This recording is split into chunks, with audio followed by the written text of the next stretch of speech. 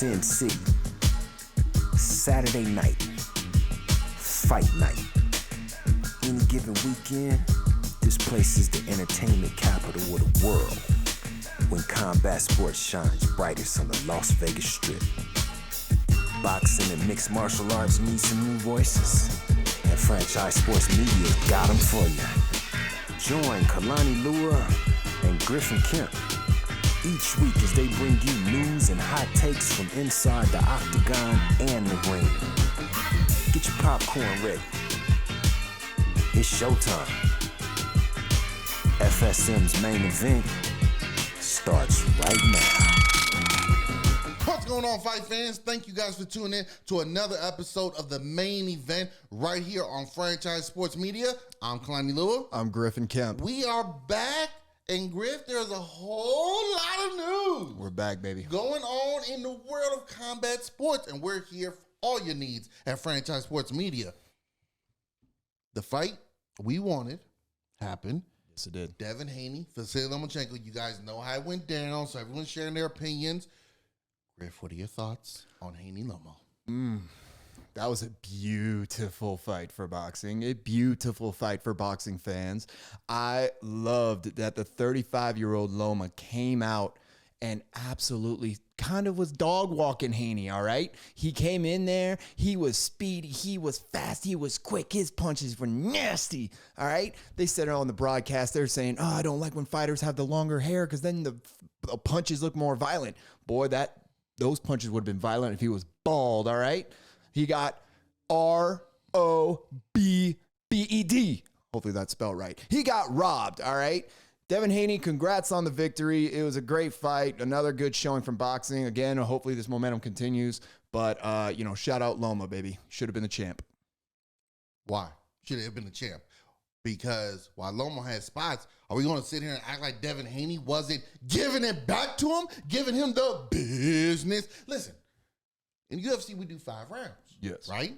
If you go into the 5th round tied 2-2, you can't call whatever decision a robbery. It's tied the last round unless you completely dominate. It's a matter of opinion on how you saw it. You guys are acting like Lomo won all 12 rounds. You guys are acting like, oh my gosh, Lomo nothing down 8 times, oh my gosh. No, he did not. Haney held his own. Body shots, moving around, being aggressive. He took some shots. Credit to Lomo. Look, going into this, I know Lomo's age, like you said, 35, was brought up, maybe the smaller fighter, but his skill set, his footwork, his ability, we knew he was going to bring it. Maybe it was an off night, but we know he had a skill set to still be relevant and still be a top-tier contender. Devin Haney went in there, and he didn't get dog walked. He walked the dog. He walked that old man out to the pasture and put him out of his misery. I'm sick and tired of hearing, it was a robbery, he's not the real champion. Man, you guys act like he didn't win no rounds. You guys act like Haney went in there and only threw 3 jabs. No, Haney did his business. You guys got caught up in what I like to call highlight reel punches. You got caught up in if I hit you 3 times, but you don't fall all the way back into the road, so you don't buckle down, but you hit me 1 time and my head snaps back, I won the round. You know what that is? That's the Nate Diaz effect right there. I stabbed him, so I won the match. No, you lost 24 minutes of it. Haney rightfully won. Now, if you want to get into the scorecards, I got you. But it was a close bout. Haney won. it was a close bout. By the judge's decision, yes, Haney won. But just like you said, he held his own. He held the younger 24-year-old champion, all right? The next up-and-coming face, the next guy for the sport. He held his own against the 35-year-old, shorter, smaller fighter. Boy, when you're the champ and you are going in against an older guy who's going out the door, you shouldn't just be holding your own. You should be dominating. You should the whole fight should be just a highlight reel of you doing what you want to do, having your way, and getting the victory, all right? Most of those rounds, Loma was bouncing. He was getting in those shots. He was the real reason why I agree with a lot of these people who say Loma got robbed is because, and when I'm watching the fight, I didn't like Haney's game plan going in. It was not, I just didn't like it. He was staying low and he was trying to get in and he was going for the body. But the problem was that opened him up to the shorter reach fighter, Loma, to be able to get his hooks, get those shots in. And that's why his head shots kept pushing Haney's head up. And it's just, there were so much more effective attacks and strikes on Loma's side than what I saw from Haney. Haney's best round was the last final round. And they were saying, oh, the whole fight was tied. The whole fight, it was round. And then that final round did it for him. BS. All right. BS. I would say that Loma's 11th round, which he was dominant in, he was much more dominant in that round than Haney was in the 12th. Lomo's best punch came in the 10th round. His best punch came in the 10th round. His best round came in the 11th. His best round came in the 11th. That's literally a round in one punch. And oh my God, he should have won. And the 10 previous rounds as well. And what did you say? What did you say? You said as a younger fighter, you should be able to dominate the older fighter. Okay, let me ask you this. Did Canelo Alvarez dominate Floyd Mayweather? Who was older than him? Hell no. Floyd Mayweather, did he dominate Oscar De La Hoya? No. He held his own against the older fighter. Damn near everyone up until the very end for Bernard Hopkins. My apologies. Continue. I know you did it. Continue. I know you did. Continue. Jesus help. It's on silent. It's on silent. Okay. Whew. Up until the end, did all the younger fighters dominate Bernard Hopkins? No. So this idea that, oh my God, you got to dominate the older fighter. What did I say beforehand? Lomo showed at 35 that he still is on that level, regardless of age. Some guys, age is not as big of a factor early on as it is for most. How long did we always hear, oh, Floyd, he's 34, he's 35, he don't move the same, he don't... BS. He's still doing it in his 40s. Bernard Hopkins, up until his 50s, was still relevant. So this idea that, oh, you're the older fighter, so you shouldn't be BS. There's plenty of guys who, if you take care of yourself, you don't suffer injuries, and you train the right way, you can be relevant and top tier up until the end of your career. Haney went in there, went back and forth, and he was going to the body, trying to slow down the footwork and the bounciness of Lomo. Didn't necessarily work, so to speak, but it was an idea to go out there. But to sit here and claim that, oh my God, Haney wasn't doing anything. You just said if it was going back and forth in the rounds, up until the 12th round, what that mean? It's tied. So that means it's a close round. It's a close fight. Is 11 an even number? Can you break 11 into two equal sides? You can do 5.5. I don't like that. You can do 5.5. What I'll say is this as well. We saw, it reminded me of like Caleb Plant versus David Benavidez, all right? The younger guy. And I would say in that fight, I think both men were very good technically wise, but just again, with Haney's game plan, I think that Haney's game plan was already bad going in, but Loma, whatever he wanted to do, he was getting it done. He was executing better. Not so much. I mean, there was spurts where he would execute better. His movement was better, but Haney's getting off a bunch of shots. Again, you guys are looking at the so-called highlight reel shots. Oh, he hit him with the left hook up top that made the hair move. But then you missed the next 2-3 punches that Haney throws back at him. You missed the jabs that Haney was able to establish as well. Exactly. So it's like, hey, listen, I get it. Unless you're fighting with your power hand forward as your jab, I get that the jab doesn't look as dominant if you don't sit there and break the dude's orbital bone, i.e. GSP, Josh Koscheck too. But Haney was able to establish that jab very well, kind of like Floyd Mayweather against Manny Pacquiao, and he won. So it's a close bout. There's nothing wrong with a close competition. For an example, if this is a race, track and field, and it's a race, if we both stand up, we're right there. Me leaning forward a little bit, put my chest out there to win, but you're right there, 0.2 of a second behind me? It was a close bout. That doesn't mean you got robbed. It just means it was a close bout. At some point, if Lomo, let's say, wins his next bout very impressively, and Haney doesn't have a bout already scheduled, a rematch could be in the works. It was closely contested, I will give you that, but to sit here and act like Lomo ran away with it like Usain Bolt in the 200-meter dash, looking back and smiling at people, nonsense. The thing is, though, with the judges' decisions, and we know how boxing has been in the past, are you telling me there's no possible way that anybody could misconstrue that maybe that decision by the judges was a little biased? There was a little bit of an agenda going on. Who would you rather, if you're running the sport of boxing and you have Devin Haney, a young, absolute elite champion who can go along with all these other young, hungry guys, these young up-and-comers where it's a fresh batch of the sport, and you can just have this Haney versus Shakur versus Tank, for all these different options, who would you rather have win? Haney or the 35-year-old Lomo who's probably got about maybe 2-3 years left in the sport? Oh, okay. So we're going to go that route. Okay.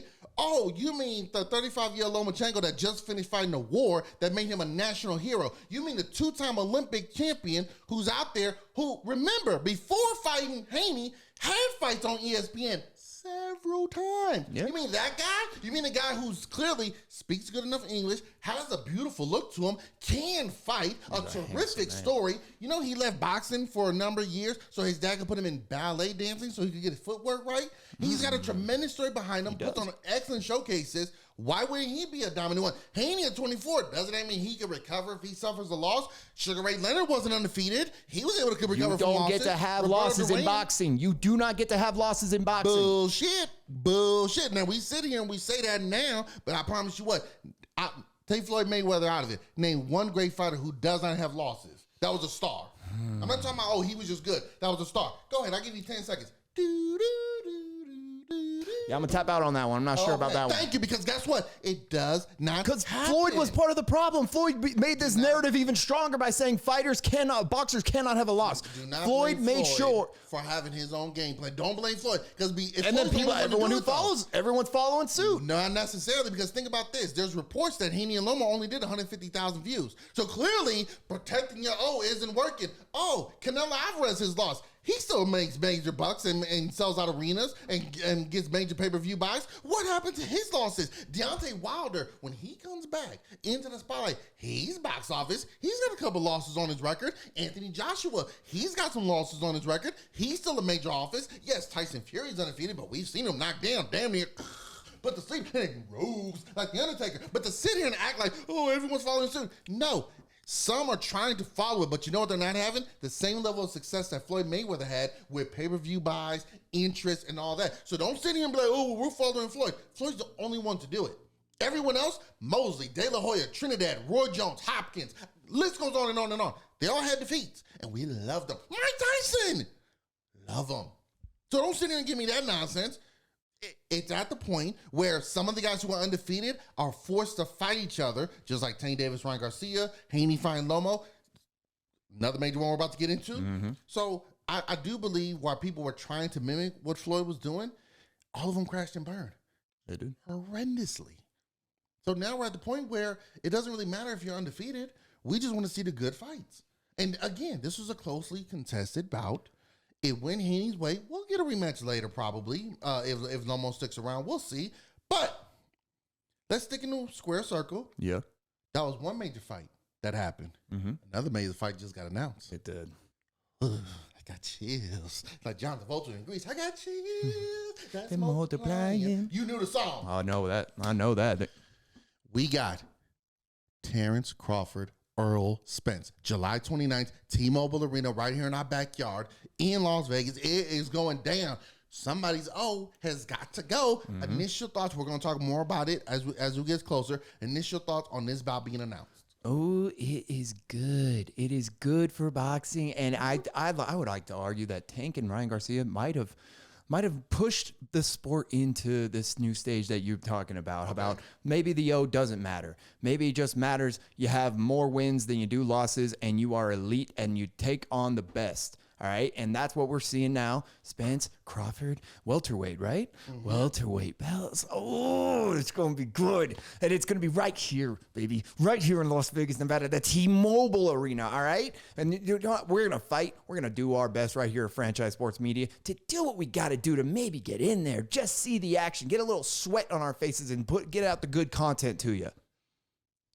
Okay, I was just thinking, let's break down the fight. Nah, it's so much bigger. But yes, let's break down the fight. Well, the fight is so much bigger, but it is only May. We got time to get to the end of July. That's true. But Spence Crawford is a fight we've been wanting to see. Mm-hmm. We thought it was going to be another Pacquiao Mayweather thing, which just took long. Pacquiao lost too, and he was a major star. But anyway, we are going to get two of the best, relatively in their prime, to finally go at it. Now, there is a rematch clause in there that they would have to fight each other again later this year if it is a closely contested bout.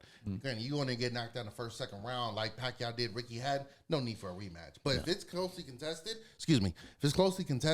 there's a rematch clause in there. If they split those Then they will work on setting up a trilogy for 2024. So, like Fury and Wilder, they are trying to make it where if we fight, let it not take forever and a day to get around to the rematch. Let's do it in a relatively respective fashion. Let's get to it. That way we can also move on because there's other big fights out there. There's Charlo, who's out there. I think Canelo's way too big to fight one of these guys unless one of them dramatically moves up. Might be too far away for that. Yeah. But you do have guys such as Shakur Stevenson, Devin Haney, Tank Davis, Ryan Garcia, guys who are on the come up. You got guys waiting in the wing as well. But these are the two top of their game, best in the business right now. And they're going to step in the ring. It's going to be fantastic. Again, we're going to dive more into it as we go forward. So I don't want to go too deep into the breakdown of the styles and what one fighter needs to win. But very, very happy and proud that they were finally able to get this done. It seemed like it's been going on forever. It's been a couple years. We thought we were close. We thought we had it. Hell, the last time I thought we had it in November. Then I thought we had it in April. Now we're getting it at the end of July. It is going to be awesome, baby. It is. It really is. And good on both Spence and Crawford. If it's true what came out that's saying that these two guys both were they were both solid on their stance, that they were not going to fight anybody else except each other. They were making sure this fight happened for the sport, for the fans, and that sets a beautiful precedent. That sets a beautiful example of how these fighters should be. No shade, but a little bit of shade over at the heavyweights. All right. I wish we got a little bit more of that, especially from the Gypsy King himself. It's gotten a little ridiculous. We need more fighters like these two, especially the guys who are at the top of the pyramid, the guys who are at the elite of the elites. Put in the example. Don't stop bouncing, stop jumping, stop hiding. All right. Get in the ring. Show who is top dog. And we're going to get it at the end of July. Who's Tyson Fury hiding from? Tyson Fury, the ring itself.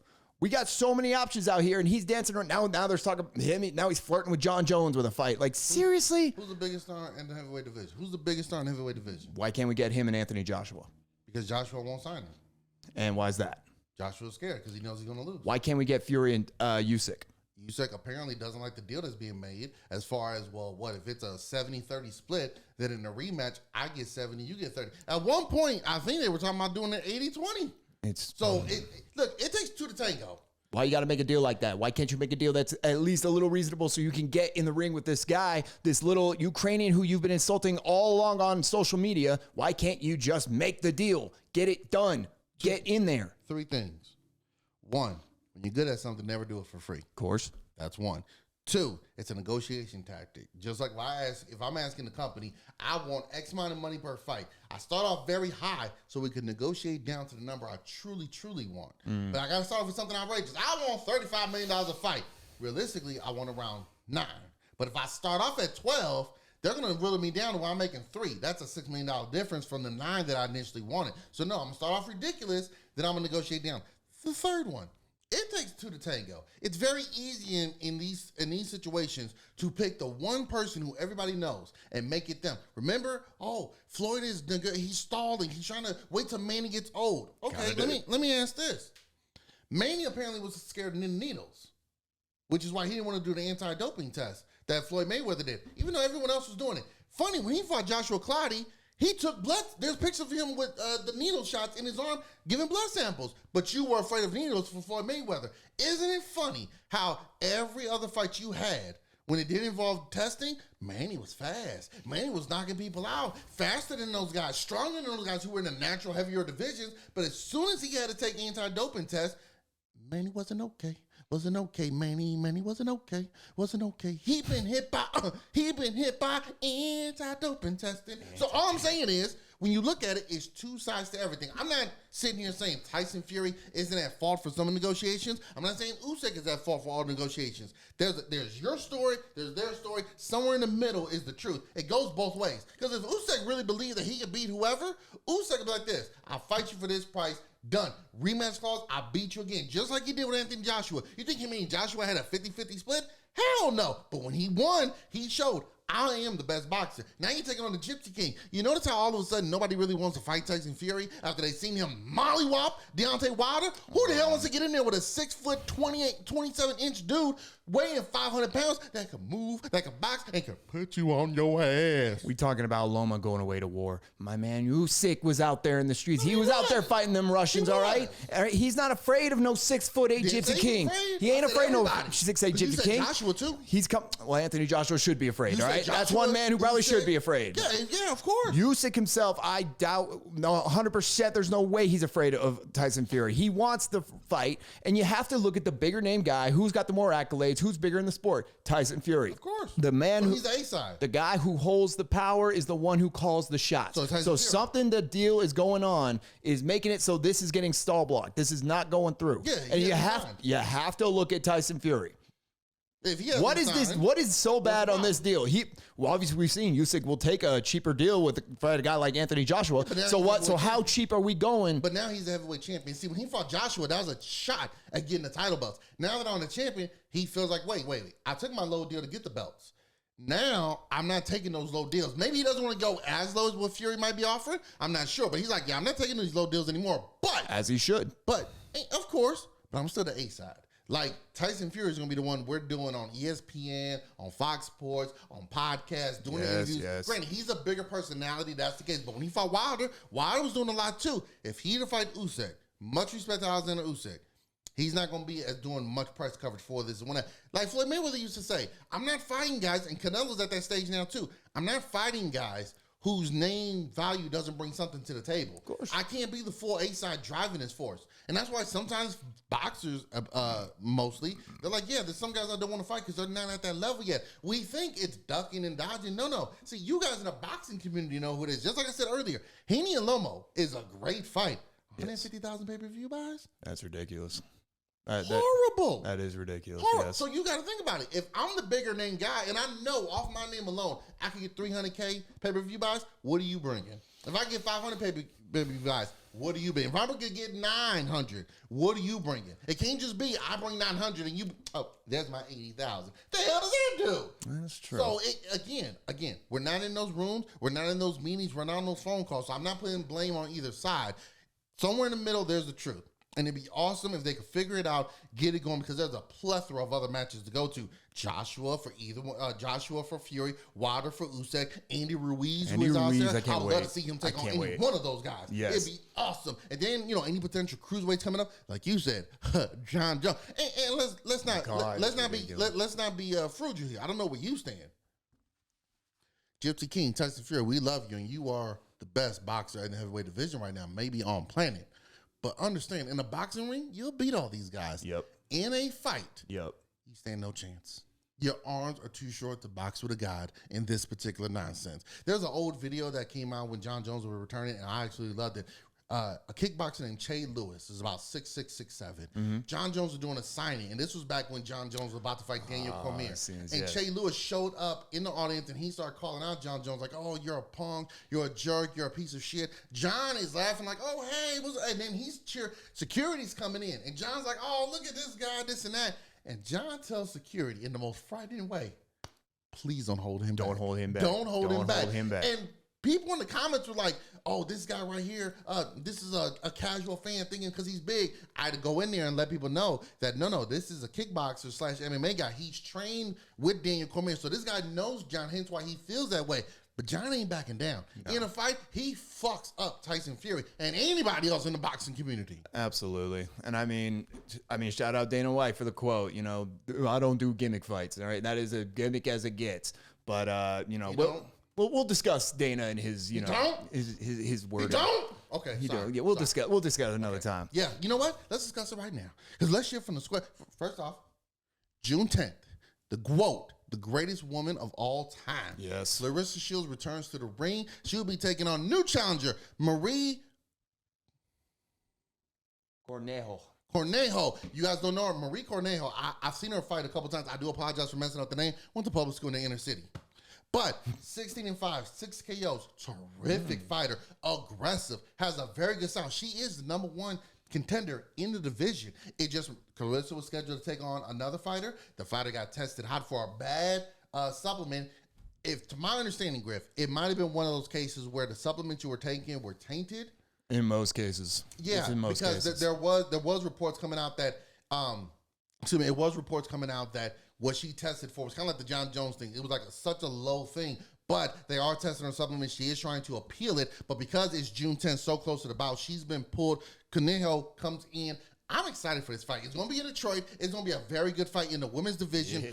Up-and-coming star taking on the greatest woman boxer of all time. That's going to be a lot of fun. We'll dive into that on the next episode after the fight goes down, and can't wait to see how that plays out. But if we're stuck in the square circle and kind of stay there but transition over into the cage, the king, the champion, the most feared man on the planet, has a new home. Yeah, he does. Francis Ngannou signs with the Professional Fighters League, the PFL. We haven't heard the numbers just yet, but apparently it's a very, very good one. It's a very, very good one. But he may not fight for the PFL till 2024. He still wants to do a boxing match in 2023, still recovering from his knees. He says he's pretty much good to go with his knee injuries. Now he's just setting up a boxing match. Everyone's laughing at him, making fun of him for fumbling the bag. Oh, you didn't go to Bellator. You didn't go to Bare Knuckle. You didn't do this. You didn't do that. Now he's with the PFL for a very lucrative deal. He gets to still do boxing. People now are looking at it and saying, well, a little bit of foot in their mouth, but they're like, hey, this is a great move that he did. Hopefully other fighters, especially in the heavyweight division, test this going forward. Your thoughts on Ngannou signing with the PFL? I think it is just groundbreaking. All right, Francis Ngannou, who at one point was known as the scariest man on the planet, and he might get back that title once he gets back in the ring or cage. We'll see.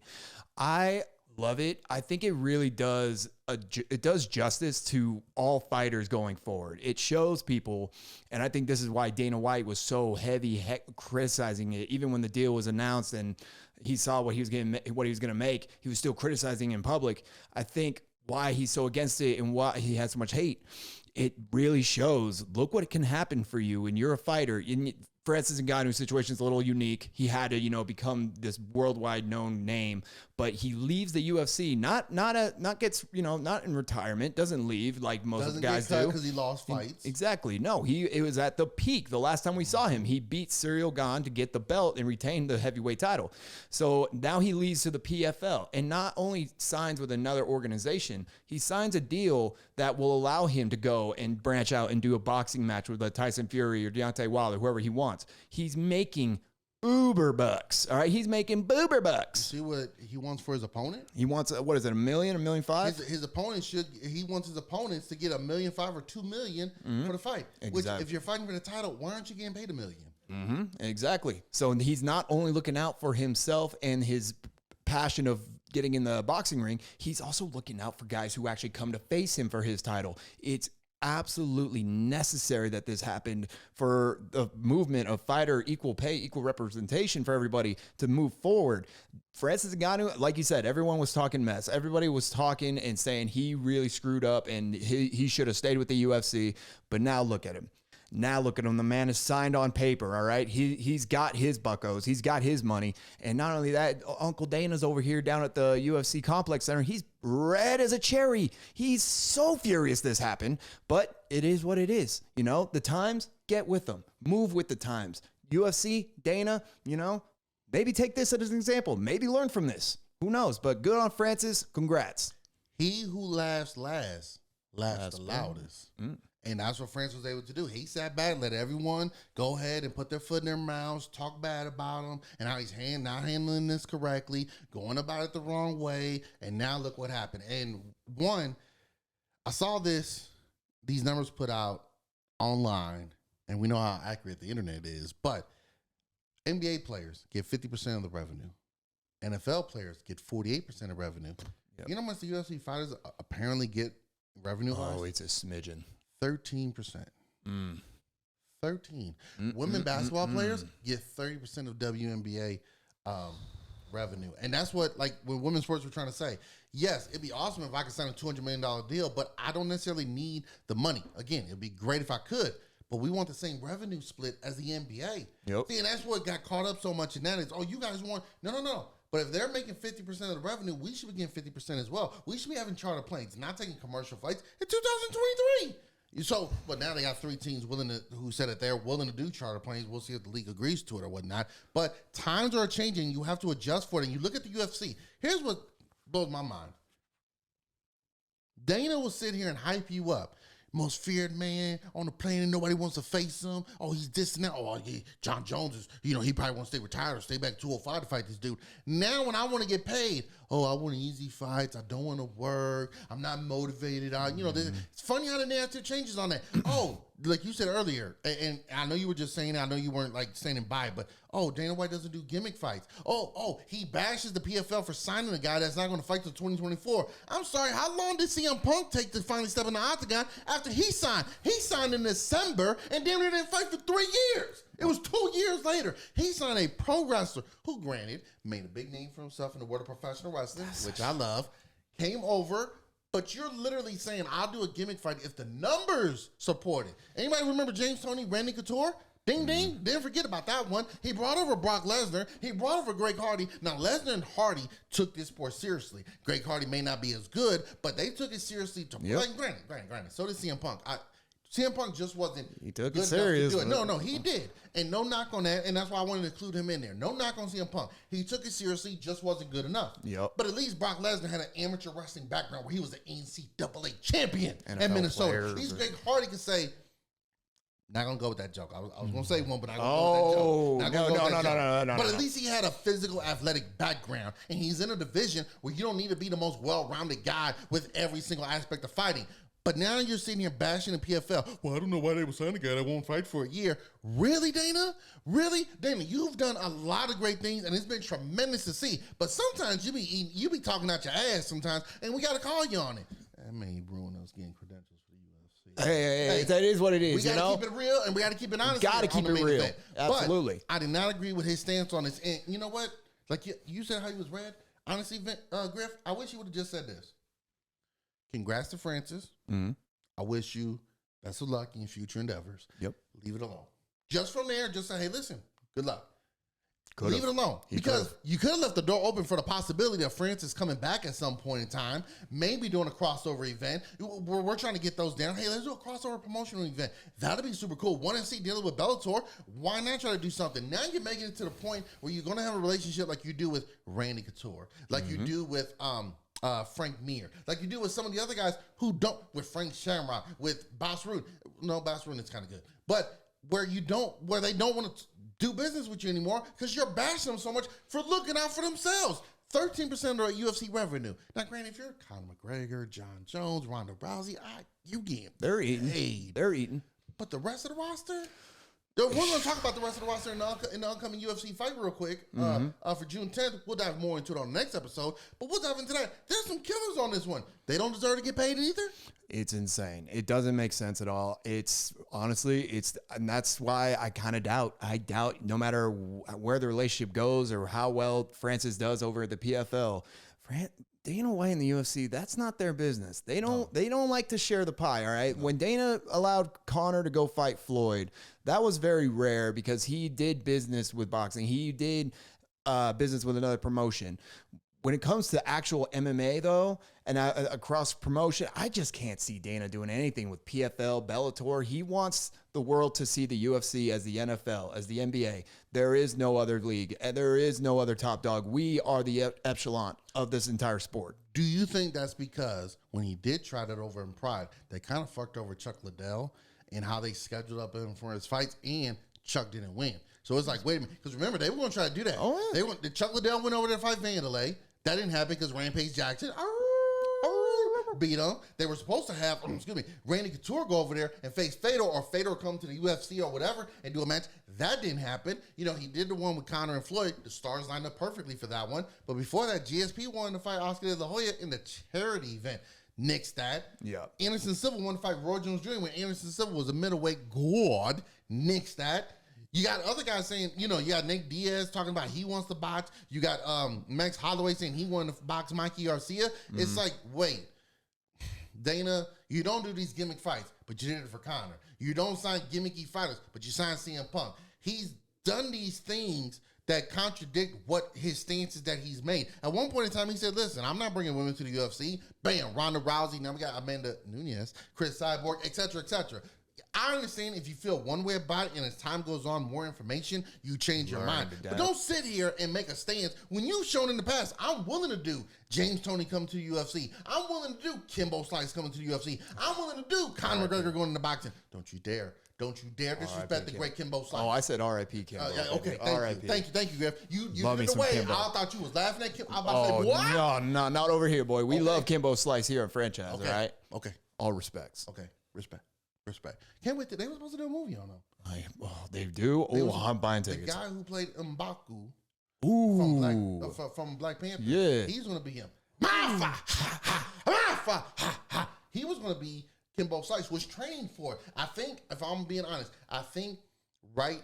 they were doing it, and then right before they started, the pandemic hit and just put everything on the back burner. So now it's like, well, I'm gonna do these big movies so I could get my paychecks up and get my stance right. But I would love it if they revisit it. Hopefully the UFC has something to do with it. I think that'll be a great film because he's got a tremendous story to tell. Absolutely. That would be an amazing story. And what I love most too about that is the potential that if you have a Kimbo Slice movie, you kind of might have the potential of a Jorge Masvidal cameo. You can't, Jorge Masvidal's got to be in there somewhere. And He's got to be in there. I would love if it's either him playing himself, or I would just love to see who they cast as Jorge Masvidal. But that would have been beautiful. Hopefully it gets back up.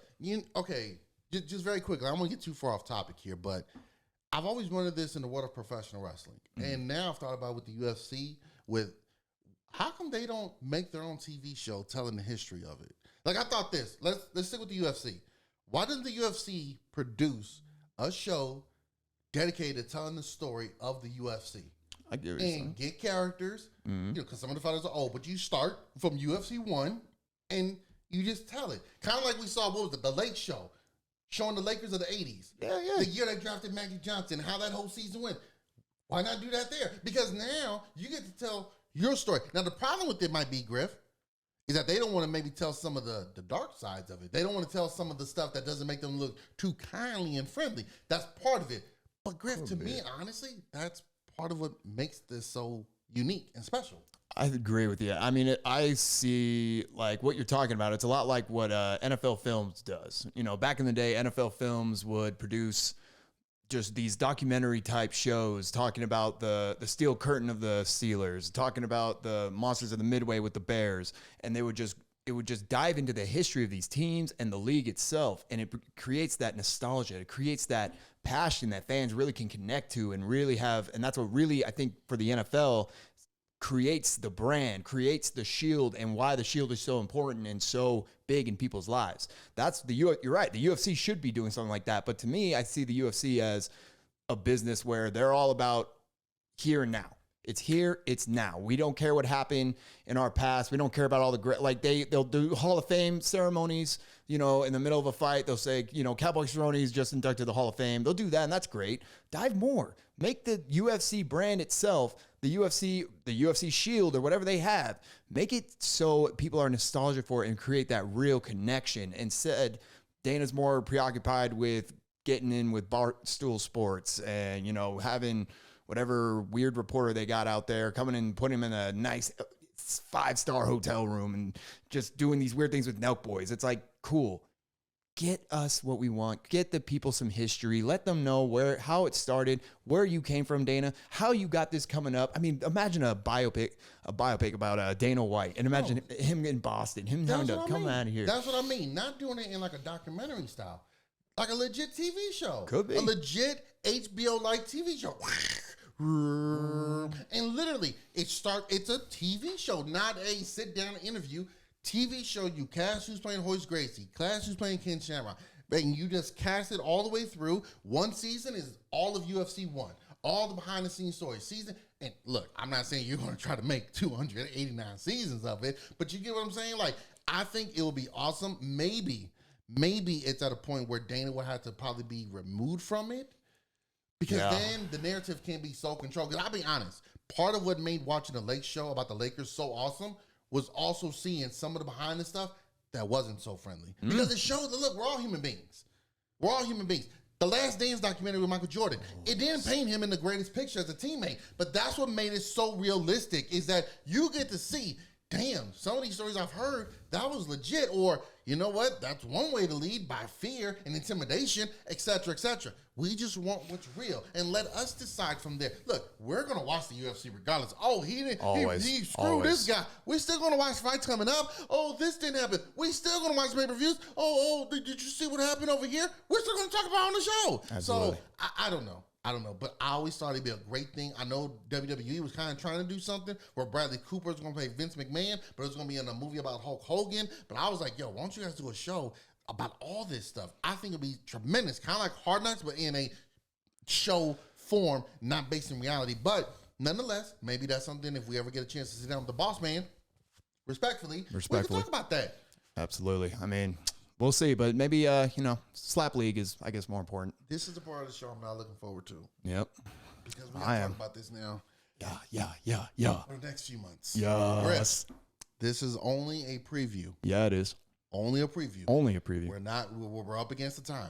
We are not going to sit here and dive the next 20 minutes into this. We won't. The Ultimate Fighter returns Tuesday on ESPN. Not ESPN Plus. Not ESPN Espanol. Not the Ocho. ESPN. Ooh, Mostly and mainly because you got Michael Chandler in one corner as one of the coaches against a former 2-division champion. The notorious Conor McGregor returns as a coach on The Ultimate Fighter, his second go-around.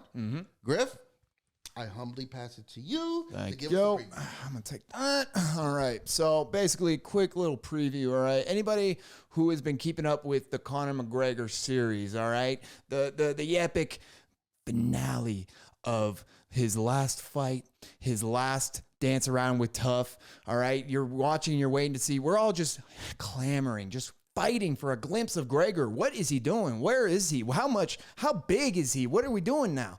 This is going to be people's window into the most famous, biggest star the UFC's ever had.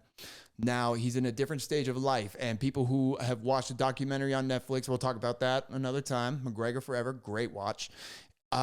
It gave you a glimpse into Conor during those Khabib, Poirier fight, those years, and that was the last we kind of really seen of Conor. Outside of that, it's just been little clips here, his social media, and, it's hard to really get a grasp of who the man is, where he is in life, where he is in fighting by just those little clips.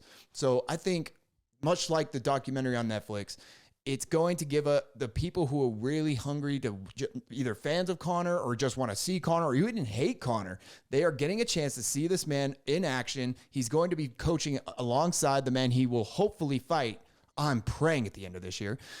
And Michael Chandler. It's going to be a great season. I can't wait to where you and I are going to be just breaking down episodes, breaking down what that meant. Oh, he got pushed in the face. What does that mean? Oh, it's going to be fun, guys. Jesus. You got to see the look on my face and just see how thrilled I am. Ole, ole, ole, ole. Ole, ole. Oh, I'm not going to go that crazy. No, I'm going to save it. I'm going to save it. You're going to bust your steam. I'm going to save it. Oh, yeah. Yeah, guys, that is what I have to deal with. And what you guys will have to deal with, tune in to the Main Event Weekly here with me and Griff talking about the world of combat sports and the Ultimate Fighter, because Conor McGregor's on there. I swear if there was somebody else on there, we would not be doing this. But Ireland, baby, we're back. I said, Ireland, baby, we're back. You are back for now until old Team USA, Michael Chandler, hit you with the cannons. It's going to be nice. It is going to be nice. It's going to be a lot of fun, Griff. Seriously, I can't wait to get into it. I can't wait to do the show with you, talking more about it every single week and dive into more combat sports news as we go forward. But thank you guys for tuning in to another episode of The Main Event right here on Franchise Sports Media. Be sure to like, share, and subscribe, and go to Franchise Sports Media for all your coverage in great sports. This has been Kalani Lua, Griffin Kemp. Till next time, fight fans. Peace.